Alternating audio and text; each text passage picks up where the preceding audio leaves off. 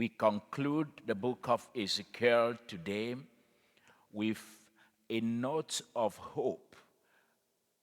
I would say, according to the fathers of the church, the dry bones in the valley represents or foreshadows the resurrection.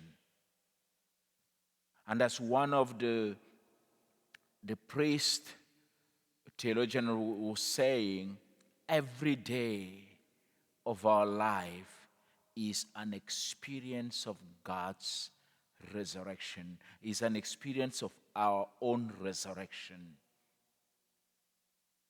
We are talking about the book that brings about the restoration of the people of Israel.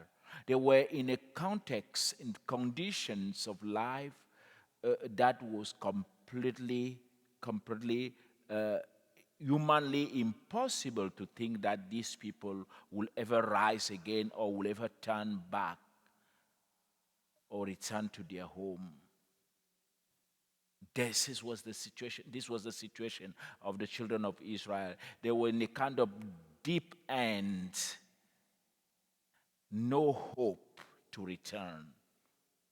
The vision of Ezekiel here is different from the one we have in chapter 3, because here the dry bones clearly symbolizes a vision. In chapter 3, there is no vision. It's just that is talking about the bones and the kind of what people, those kind of bones people can use in terms of prophesying stuff. But here Ezekiel is having a proper vision from above. And the vision is then the people of Israel who are represented in their hopelessness. They are like dry bones in a deep valley. There is darkness, and these bones are already separated from each other. Still, this is the type of situation. The question that is asked, that God asking him, is to tell him, yes, to you this thing is going to be impossible. Son of man, can this bone live again? Can you take the dry bones that are already separated? There is no flesh in them. Can they have life again? In other words, can these people who is hopeless, completely not set apart, completely out of their land, enslaved, can they have a hope to return and to start again a new life in their own land and develop and progress? But Ezekiel told the Lord, you know, Lord, it is only you who know. And then, if I'm the one who knows, says the Lord, let me tell you, do what I'm going to ask you to do. Prophesy on this bone. And the Spirit, call the Spirit from the four corners of the world and speak words of life. The dry bones is this symbolism of hopelessness, but at the same time of the power of God, to whom nothing is impossible. No situation is lost whenever we are still alive. God can bring new life, can bring new things even into crisis. He can change any situation he wished to. We just need to do one thing, to trust him and to do like Ezekiel, living according to the Spirit. He gives back because he's a God of love. Of course, a God of love and mercy. He will give us back our life again. He will restore us in our situation.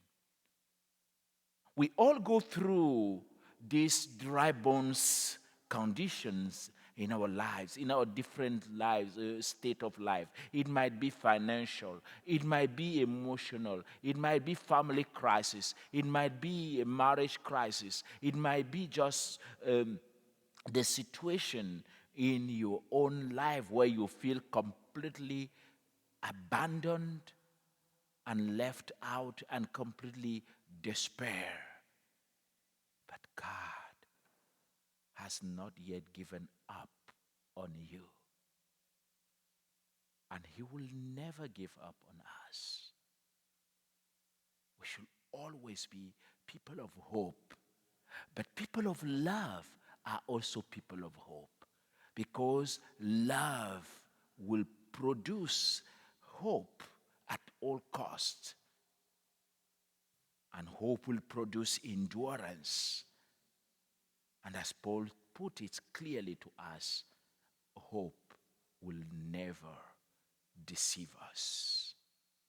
Our hope will never disappoint us. So, my dear friends, my dear brothers and sisters, we all go through. It doesn't matter the darkness in your life, there is the hope of the resurrection. Every situation in our lives has the brim of the resurrection behind it. There is no situation that God cannot fix. No situation that He cannot fix. Luke chapter 1, verse 37, it says, nothing is impossible to God. And that should be our motto. Nothing is impossible to my God. Miss Rose of Lima, who died at 31, that young girl from Peru who gave her life, refusing to marry, and giving her life for the sake of the poor, and especially the refugees and those Indian people. She gave her life and she died because of the tuberculosis. And she became a model of us to rediscover who we are meant to be, whom we are called to be. She is again an icon to rediscover today in America. She's a patron saint of Peru, but also the patron saint of South America. She's the light in the midst of darkness. We can invoke her for our family problems. Through her intercession to the child Jesus, she worked so many miracles in her life because she had that faith in God. 31 years, that's all God gave her to live. 31 years.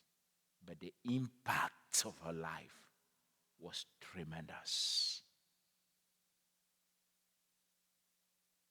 For those who truly believe, they don't need to live 100 years in order to change the world. Let's open our hearts to the word of the Spirit speaking to us today. Child of God, speak words of life. Child of God, speak positive. Child of God, know that nothing is beyond your reach as long as you trust and you rely on the power of the omnipotent God and in the power of His love. And that's the love that the gospel is talking about. Love of God. With all your minds, with all your heart, with all your strength, with all your soul. In fact, the love of God should have no limit. The love for God should have no limit. And then having that love for our neighbor. In that way, we can say again, love and hope, and nothing will be impossible to you.